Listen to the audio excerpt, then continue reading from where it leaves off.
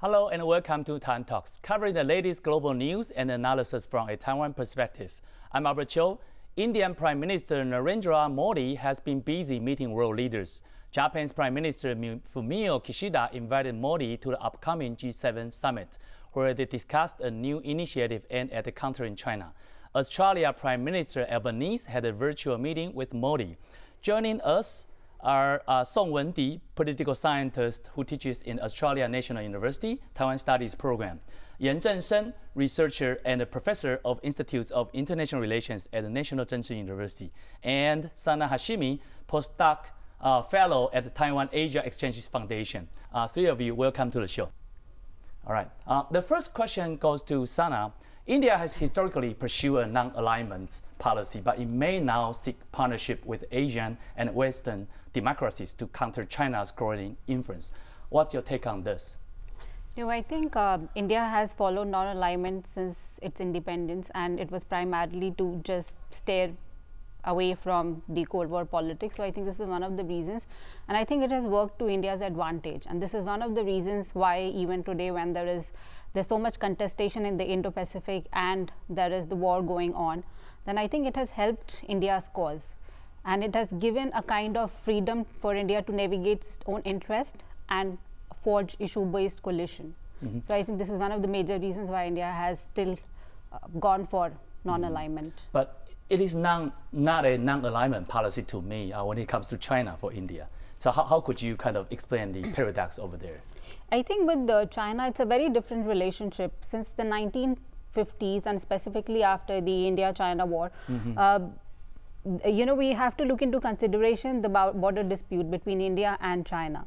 So specifically after 1986 and specifically from the 1990s, what India has tried to do is kind of manage its relationship with China, and that was one of the reasons why the boundary dispute has been put on the back burner, which has totally changed now. India's relationship with China has totally changed now. How India looks at China has totally changed. And this is specifically after the Galwan clashes of 2020. Okay, my question would then goes to Professor Yan. When we talk about foreign relations of India, we inevitably have to look into the domestic factors of India. So what are the economic factors or domestic factors that within India will impact its foreign policy toward China?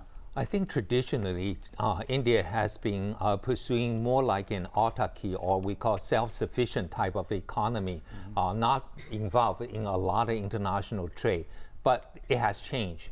But once it has changed, and now it become really depending on a lot of trade with China, with other international players, and with the Ukraine war, I think this is a consideration. India still needs a lot of, cannot be self-sufficient. It has to import a lot of parts, a lot of goods, including agricultural products from Ukraine, from Soviet Union, Russia. So what we have India is economic development is an issue that India will try to diversify because it doesn't want to be, totally dependent on certain trade partners. That's I think one of the reasons. And the other one is, if you look at India, India is such a multi-ethnic, multi-linguistic, multi-religious country. So it has a lot of domestic concern. So every decision it makes reflect the kind of nature. It's a geographical, or we call domestic pluralism, or we call divergence, or we can use cleavage. So whatever it makes a decision, it also wants the international community to become more like a pluralistic society, pluralistic instead of having camps, having two camps. Okay. So that's, I think, a domestic politics is being reflected. It's in international one. But of course, right now, I think, even though India is approaching, United States, Australia, Japan, but it's still, I think it's an issue-based one. It's not yet total, from the long and line. Especially, I think Ukraine war also taught India a lesson that Russians' weapons are not that good.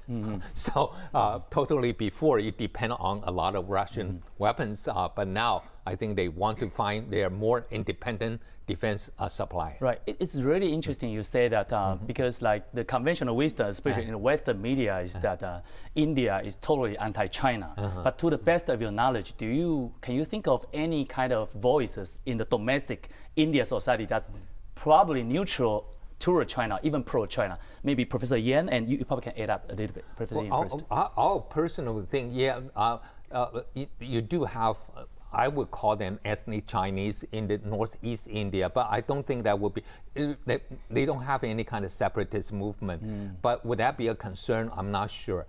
The only thing I think right now is the kind of trade volumes they have. So some of the vested interests might be more interested in continue to benefit from this trade relations. Others might worry about the economic autonomy of the country. So always remember, India has an idea that it wants to be independent politically, diplomatically, but also economically. Right. Do you agree with Professor Yan's notion? I won't really call India or Indian strategic community anti-China, because if you look at India's China policy, you would actually notice that India has really tried to manage its relationship with China. You know, you can't really change your neighbors, even if you have dispute. What India has really tried to do is just to cooperate with China and focus on how to manage the crisis. But now there's this realization that it's not about the differing perception of the line of actual control. There's this realization that China wants to unilaterally change the status quo. So I think this is one of the reasons what has changed India's policy. But you know, like Taiwan, India is a democracy. There are people who are realizing that China is a threat. But there are also people who say and who promote good relationship with China. So, you know, it's a democracy. So I won't really call India anti-China. And also, even if you look at India-China relationship now, I would say that more than India, we have to look at what China is doing. China has really mismanaged relationship with India. And it kind of misviews how India-China relationship should be. China really sees India-China relationship through the lens of US-China great power rivalry. Wendy, do you have anything to say about this topic? Yeah, I mean, India, I think I agree with definitely both speakers, and I think on that point about you can't really change your neighbors, I think there's a lot to be said about that as well. I think strategically, India suffers almost a tyranny of geography in a sense when it comes to its development and its rise as a great power. Obviously, India is the second most popular country in the world and closing in on becoming, displacing China as the most populous country in the world. So naturally, there'll be interest in expanding greater influence towards its surroundings. And yet, if you look at geography, there's two directions you can expand, right, if you're India, because the south is the ocean, the north is the Himalayas. So you either go west or east. But if you go west, there's Pakistan. Again, a major nuclear armed great power with which India has been having a, let's say, a challenge relationship ever since the foundation of these two nations. So with Pakistan, in a way, it's sort of challenging for India to expand its influence into, I'd say, Central Asia, through Iran, perhaps into Middle East. So India can't really go westward, it has to go eastward. And yet when it does go eastward, that's towards Southeast Asia, its influence sort of overlap with China's in a sense, because China also sees that area as it's almost near abroad.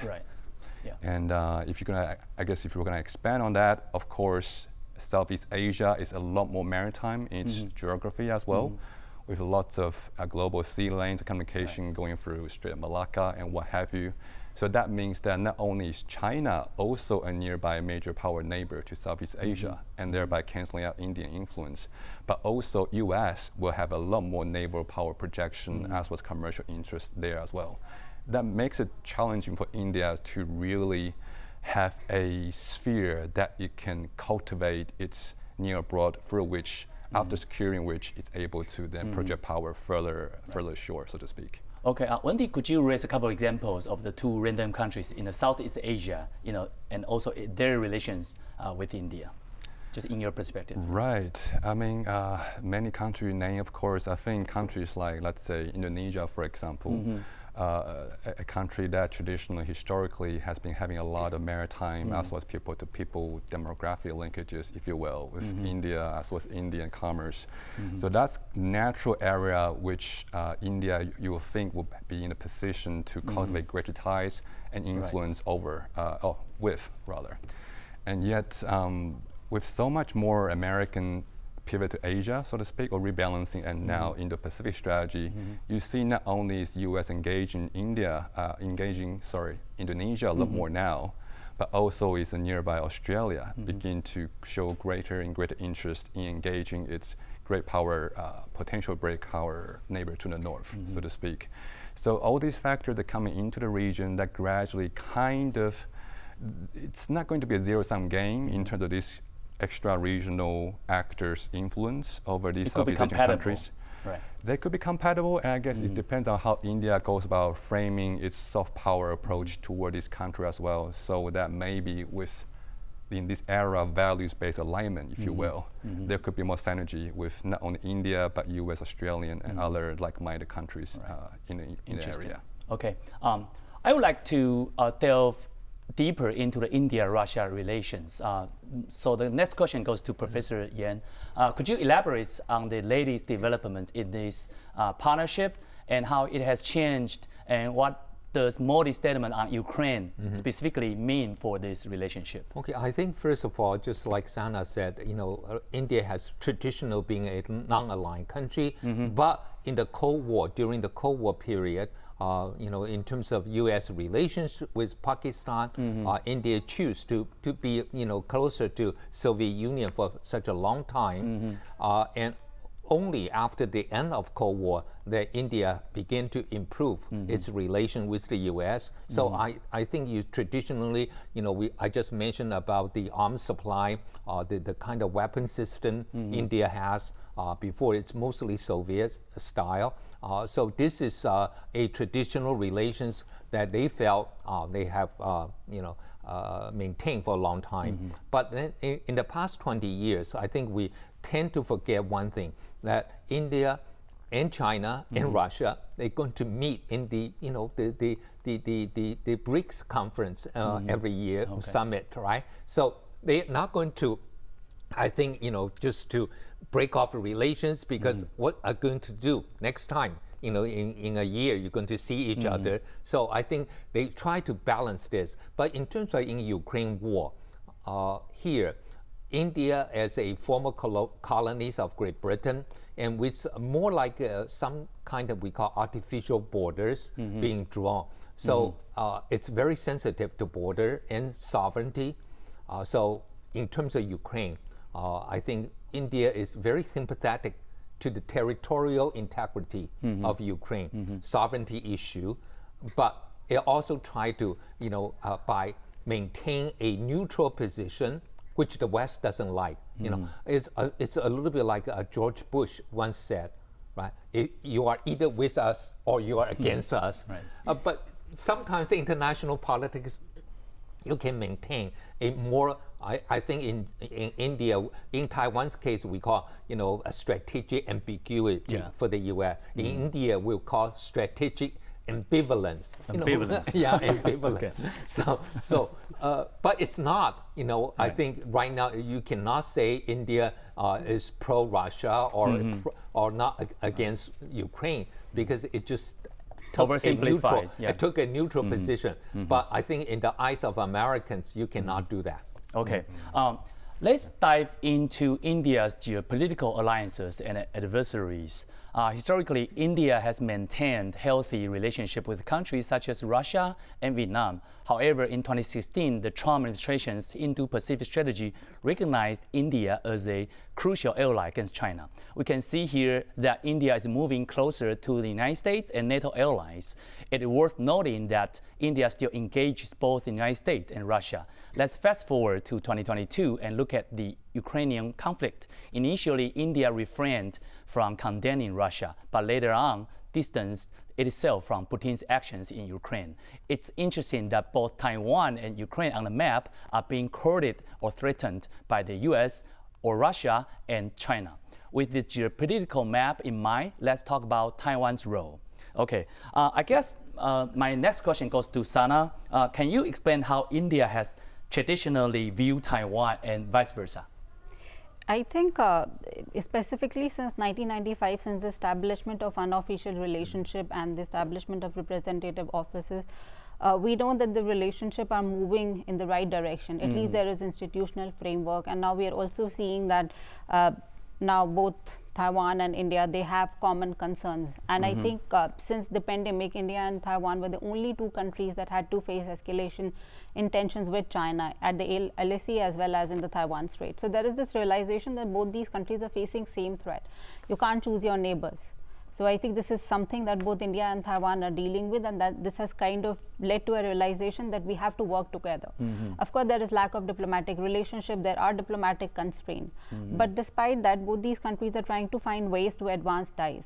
So I would say that there is a positive trajectory in the relationship since the 1990s, but now the relationship are totally transforming into, I would actually call, natural partnership between India and Taiwan, specifically since 2020. There's this realization that, specifically from India's side, that we can't really pay as much attention to China's sensitivities. China is not paying this much attention to India's sensitivities. Recently, we saw that how, again, China renamed places in India's state of Arunachal Pradesh that's claimed by China. So, you know, on one hand, you say that we have to cooperate and India can't go and be a part of the anti-China coalition that's led by the US. And then on the other hand, you can't really not respect India's territorial integrity and sovereignty. So I think this is a realization that has totally changed India's China policy, and I would say at the same time it has also changed India's Taiwan policy. And I am very optimistic about the trajectory of India-Taiwan relationship going ahead.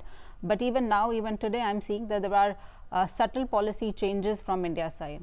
Not trying to disagree with you, but would you think that the China factor is good enough for India and Taiwan to forge a relationship and even go further in the future? But I would not say that China factor is very much there from India's side, because I think India is the one country that hasn't really talked about one China policy while talking about its relationship with Taiwan. And even today, I haven't really seen anything that would make me say that India is actually using Taiwan card. I think what India is trying to do is to forge partnership in the economic realm, or perhaps more in the people-to-people ties domain and cultural ties. But I haven't really seen India needling China and using the Taiwan card. That I have seen other countries doing, and I would say that even the US has been doing it for a very long time. Okay, all right, yeah. So for Professor Yan, as Putin's aggression in Ukraine continues, Taiwan has taken a stance in favor of the West. India's response is a little bit different, just as what she suggested, given its history. How does Taiwan's approach differ, and what does that mean for Taiwan? Okay, I think first of all, I want to respond to Sana's comment.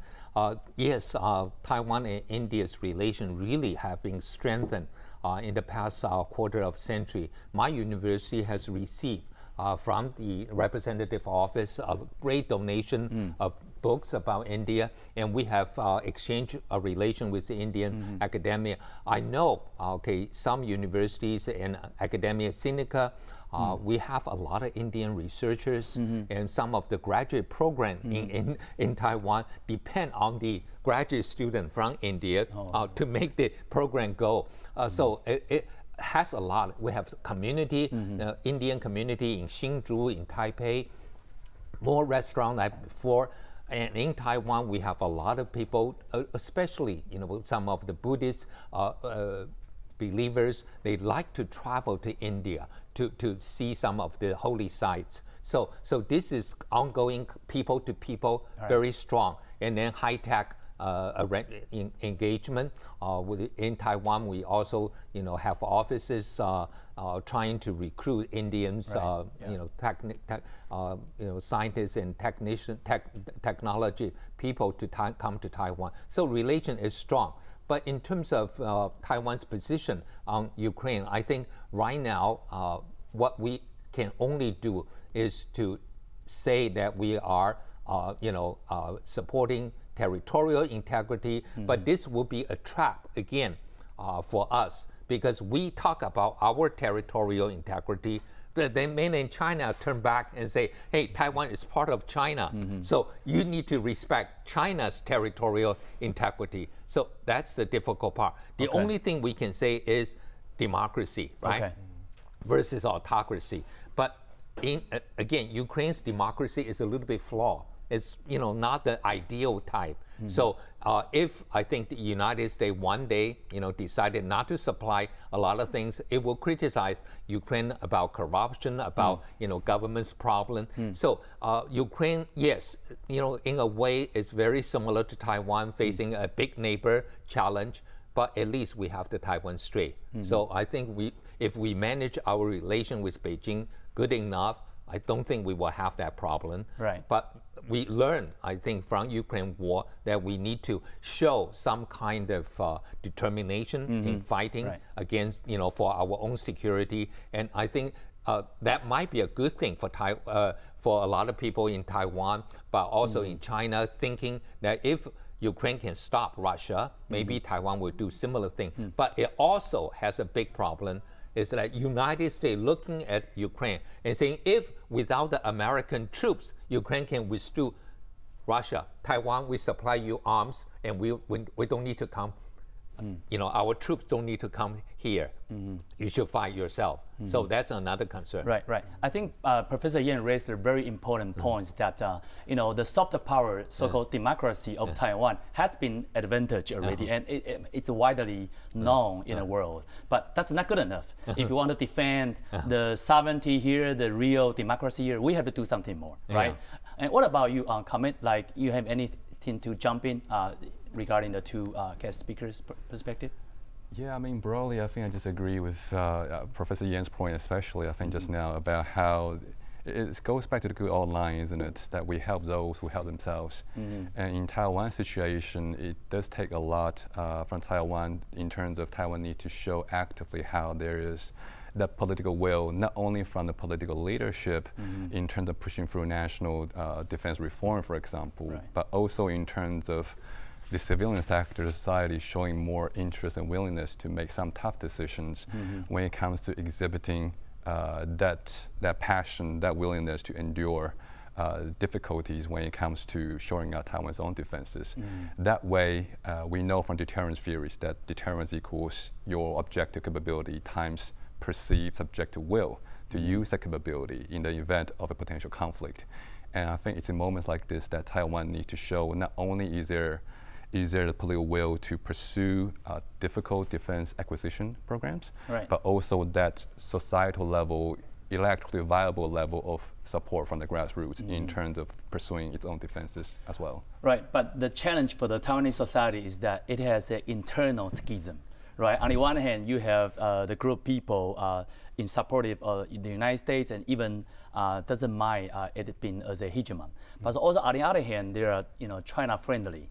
We see our former President Ma Ying-jeou making a visit to China. So how would you deal with this internal schism within the Taiwanese society? I mean, in a sense, schism internally is almost natural when it comes to any democracies. In that sense, Taiwan may not be that different. And naturally, I think at this moment, you can argue there are two superpowers in the world at this juncture. And therefore, in that sense, it's not that surprising that some people would say that Taiwan should try to make friends with both superpowers. And some other would say that Taiwan should choose one side and, to use this word from Maoism back in the Cold War, lean on one side, 一边倒, so to speak. And maybe to some extent the answer will lie somewhere in the middle. And I think Taiwan is still in the process going through that debate. I will make one observation, however, and that is it used to be easier for Taiwan to take that equidistant position between US and China when US and China themselves were engaging each other, as we used to see, for example, from the George W. Bush, Clinton, and arguably Obama era. Now that those two superpowers are not using engagement as the primary approach to each other, and instead are pursuing competition, it is a lot more challenging a balancing act for Taiwan to get along with both at the same time when those two do not get along that well themselves. Right, so the hedging policy now for Taiwan is not an option. Would you agree with this type of evaluation?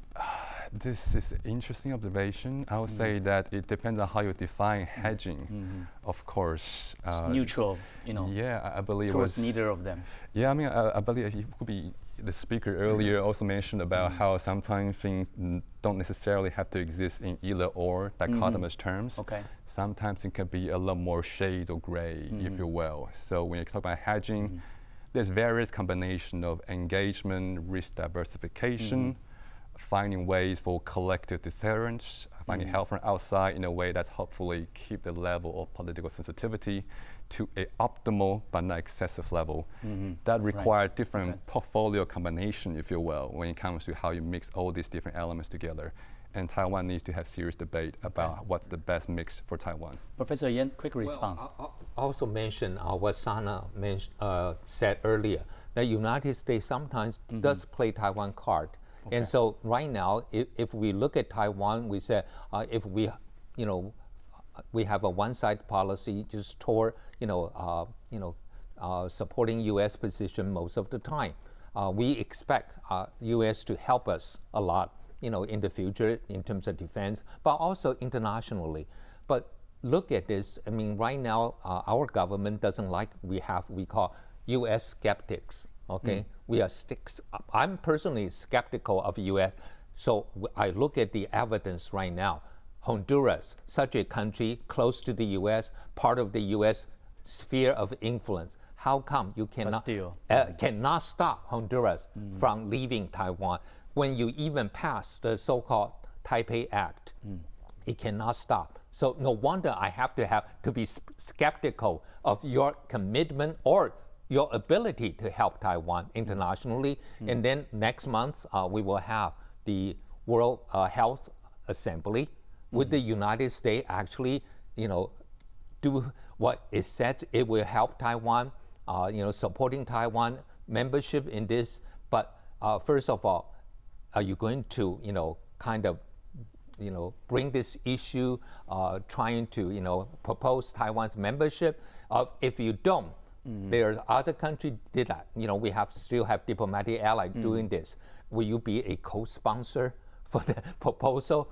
I mean, if you don't do all this, I just feel that, I have to be skeptical. I have to, I cannot put every, eggs on one basket here. I have to somehow diversify, not diversify to which country? Well, anyone, but putting everything in the U.S. basket. In a U.S. basket. Okay.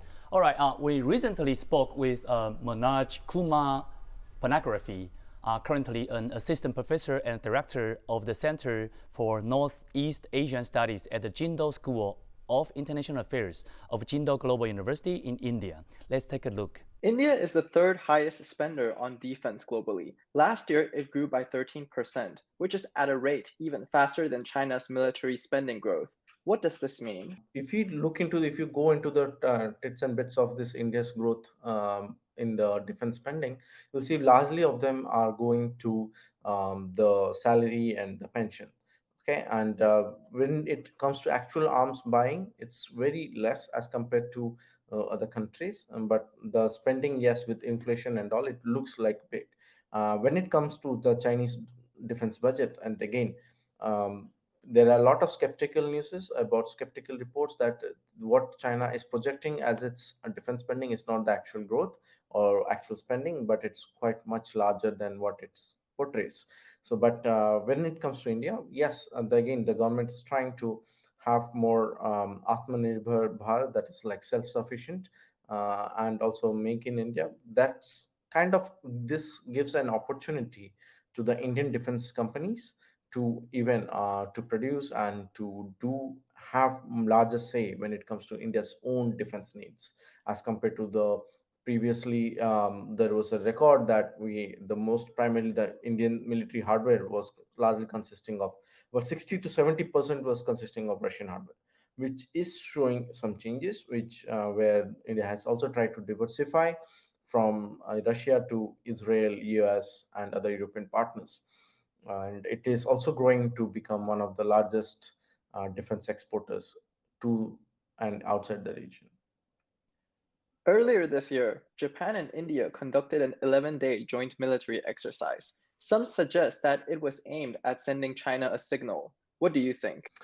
Well, Japan and India both have been conducting military drills for many, many years now. It's nothing new to it. It's not that it's aimed to a particular country, but it's if I can tell, it is primarily the yes, it's going to affect the interoperationality between both the sides, and so do the like-minded partners.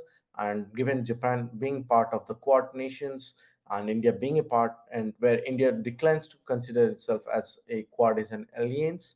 So yes, Japan is a quite crucial country, and I think it's similar to what India or any other country is doing with other countries or their own like-minded partners.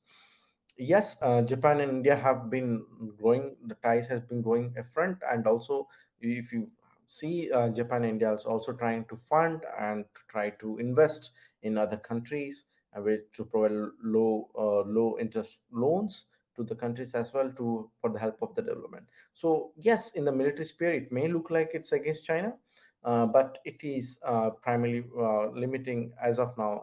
What is available on the outside is more on HADR, that is humanitarian assistance and disaster relief approaches. Wendy, Taiwan, like India, shares security interests with Japan. Can you identify any shared interests from a pragmatic perspective among the three nations? Taiwan, India, and Japan, that Yeah. is.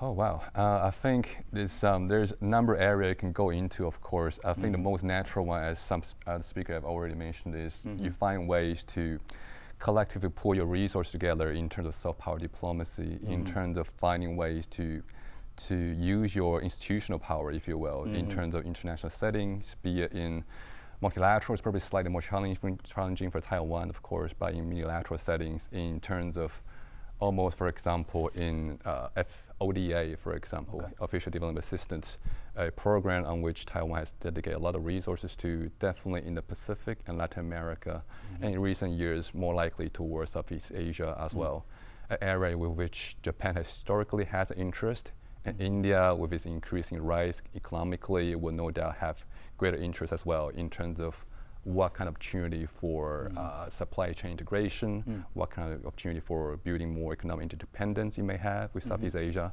So I think those are natural areas that they will be trying to use their energy on. Beyond that, though, I think, of course, there's great geographic distance between the three. So one would imagine that some kind of shared interest in ensuring the integrity of maritime freedom movement in terms of ensuring the safety of sea lanes of communication, perhaps through less politically sensitive areas such as joint humanitarian assistance, humanitarian relief, search and rescue mission. These are the areas that there may be potential room for cooperation. And I think there are some, let's say, observations coming out from the US side that says there's a good chance that Taiwan will be able to have more of something closer to observer status role in future joint maritime exercises such as PAC-RIM, for example, and perhaps at some point down the road, Malabar exercise. All areas that are maritime in orientation, with which India and Japan already have existing interest in. If Taiwan is able to have some kind of meaningful participation in, that could provide another avenue for which to pursue more meaningful cooperation down the road as well. Right, interesting. We have witnessed there's a recent event where India and Japan had a joint military exercise, right? So Sana, what's your observation of that? I think if we talk about India-Japan relationship, this is one of the most important relationships, not for only these two countries, but also for the broader Indo-Pacific region. And I think this foundation is based on pragmatism, there is trust between the two countries. And when we talk about how Japan and India are cooperating at the bilateral level as well as the regional level, I would say that it is actually based on trust building, maximizing convergences and minimizing differences, and this is not a recent development. Specifically since 2007, when late Shinzo Abe went to Indian Parliament and he gave this very landmark speech or Confluence of the Two Seas, when he actually highlighted how the Japanese vision of the Indo-Pacific is going to be and what is the place of India is going to be. So I think since then what Japan has tried to do is to include India within the Indo-Pacific region. And I think of all the countries, of all the Quad countries and other indoses of the Indo-Pacific, Japan has been very consistent with respect to India. And irrespective of who is on the top, who's leading Japan, who's the prime minister, we have seen that there has been greater support from the Japanese side. And also India has military exercises with most of the major countries in the world, in fact even in Southeast Asia. And with some countries, India has tri-service military exercises. So I think India has been upping its game with respect to military exercises. So of course China is one of the major reasons. In fact, for China, in 1998, then Defense Minister of India actually identified China as the biggest threat for India and actually not Pakistan. So imagine this discourse has been there within the Indian strategic community since the 1990s, and I feel that Japan has been one consistent partner for India. Of course, now with the emergence of the Indo-Pacific and with these active territorial disputes with India, Japan, and also with Taiwan, China is one of the major reasons. And no matter what these countries do, even if China is not the reason, you always see the news that China is the reason, China is at the core of it. But of course, we can't really deny that at the core of the revival of the quadrilateral dialogue, Indo-Pacific, China's rising assertiveness is one of the major reasons. So definitely, I feel that with respect to India and Taiwan, what we are seeing that they are trying to provide alternative to be it China's Belt and Road Initiative or even be the security guarantor in the Indo-Pacific. So this entire idea that US is the security guarantor while China is the economic guarantor of the region, I think that's very much changing. There are other countries such as India and Japan, not just individually but also among themselves, they are trying to provide a credible alternative both in the economic as well as security field. So this is how I'm going to see this exercise, and even the exercise that took place between the US and India in the very near the line of actual control. In an opener, we talked about the Japanese Prime Minister invited Indian Prime Minister to attend the G20 summit. And later on, the Japanese Prime Minister actually made a surprise visit to Ukraine. So there was a conspiracy theory, so to speak, out there by saying that India tried to deter China from helping Ukraine by encouraging the Japanese Prime Minister to visit Ukraine. So what's your take on this? I don't think India is thinking that way, and I feel that it's in everyone's interest that the war ends, even if China does it or India does it or any other country mediates. So I feel that it's in everyone's interest. But I think if you look at India's position, and I would like to echo what Professor Yan also mentioned about India's position, there is also a strategic autonomy from India's side. And also, I think it's no one's guess when we really consider India's approach in the Russia-Ukraine war. I really feel, the phrase that this is no era for war came from Prime Minister Narendra Modi, and that was adopted by the G20 joint statement last year. So definitely we could really see where is India headed with respect to the Ukraine war and where is China headed.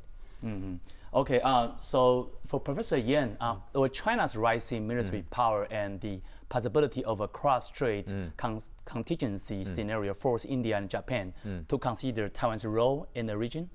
I think they share a lot of interests. Taiwan, obviously, Taiwan's security is one of the interests, but I personally think the biggest interest right now is both want to become permanent member of the Security Council.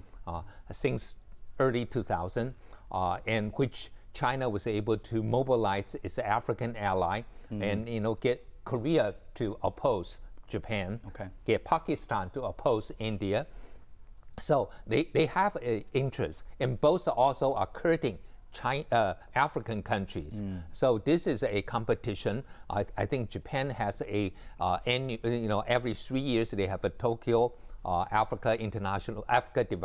Tokyo International TCAD conference on Africa's development. And then India also has a bilateral conference with Africa right now. And both are competing with China diplomatically. I think to them, this is more important. They want to be relevant player in the international arena, even though I think India is still pick and choose on issues. So you look at, you have the Indo-Pacific strategy of the U.S., and India was part of it, but then India is also part of this, the BRICS part. And so India is multifaceted in every part. it's not like Japan. Japan is almost like Taiwan, just one-sided to the U.S. So I think there is a little bit difference here. But in terms of helping Taiwan, I think India probably would maintain more neutral position than Japan. Japan is, because Taiwan was its former colony, there is a kind of emotional link, so it's different. Okay, so in the whole scenarios, Professor Yan, what do you think that the Western democracy, for example, the United States, Australia, and even UK can do to see the lines between Japan and India? Well, I think first of all, in terms of Western democracy, the best thing first is for America to get its country, informed. Its democracy is no longer a very strong soft power, kind of argument anymore. So United States has to, get the house in order first, and then begin to assemble a real coalition of democracy. Because right now, I think with a flawed democracy itself, it has a big problem. So if the United States want to convince other like-minded country to be, part of this democratic coalition, even if you look at the so-called democracy summit, why the U.S. will invite some country that is not democratic to the conference, like Democratic Republic Congo, which is totally unfree, not free at all. But U.S. will, so you have to have some kind of standard, either using the Economist Democracy Index or using the Freedom House Index, some kind of consistency, not decided just by U.S. only. I think that will help people to believe that this is a great democratic coalition. Okay, just follow up this logic. My question goes to Wendy. So what are the risks for India as it becomes warming up its relationship with the United States? Any kind of risks over there?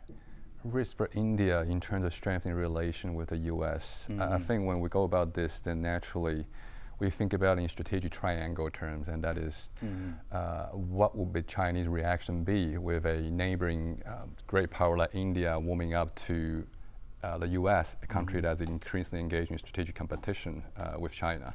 I think obviously that may lead China to find ways to create points of leverage vis-a-vis India as a deterrent to slow down Indian-U.S. alignment. So perhaps, for example, with existing territorial dispute between India and China, for example, some level of occasional selective, I don't want to say flare up, but intensification of tension along their border dispute may be a potential factor that China will leverage. And potentially also we know that China and India are engaging various levels of economic competition at this juncture, with China being the historical, for the last couple of decades at least, the historical global factory for manufacturing of a lot of goods. In the wake of COVID, we're seeing some Western interest picking up in terms of shifting that towards India. So perhaps just as China and US are pursuing, one would argue, partial economic decoupling, China may potentially using some kind of industrial policy as a way to slow down that process and the movement of Western capital towards India by creating a more advantageous Chinese pricing system, for example. So all these are, I think, potential factors for India to take into consideration in terms of Chinese reaction economically and in terms of border disputes. Speaking of the border disputes, the international media always or tends to call the dispute a skirmish clash. Do you think that's rocks? Yeah? do you agree with the skirmish term, or maybe Sana can jump in? No, I feel it's definitely incursions because a standoff used to be a usual feature in the relationship in the boundary dispute, but now you can't keep doing it. You can't just unilaterally change the status quo. There was this agreed. There was a consensus that it's border dispute is there. The next generation is going to tackle it because it's so complicated. And of course, there are domestic repercussions as well of having a resolution of a dispute, as complex and complicated as India-China border. But we all know that China is trying to change the status quo. This is not about having differing perceptions. This is just about keeping the dispute alive so that it acts as a pressure tactic against India. So I think this is, of course, this realization has always been there within the Indian leadership, but now India is accepting it, acknowledging it, and publicly calling out China. So I think this is something that has changed. So I wouldn't really call it a skirmish or a standoff anymore. It's definitely an incursion. Okay, so obviously the India-China competition becomes so stiff that it's irreversible, right? So my question goes to Professor Yan. So with India's growing population projected to over that of China's, how soon will its economic influence begin to catch up to China? Well, I think, if you look at the pure population number, that's why India surpassed Great Britain to be, the number 5, I think, economy of the world. But catching up with China, I think it would take at least another decade or so if the economic growth continue. But I think India and China can learn something about the border skirmish or incursion from what happened before between China and Russia. Somehow China and Russia, fix the border boundary, and there will be a give and take, and somehow it worked out fine.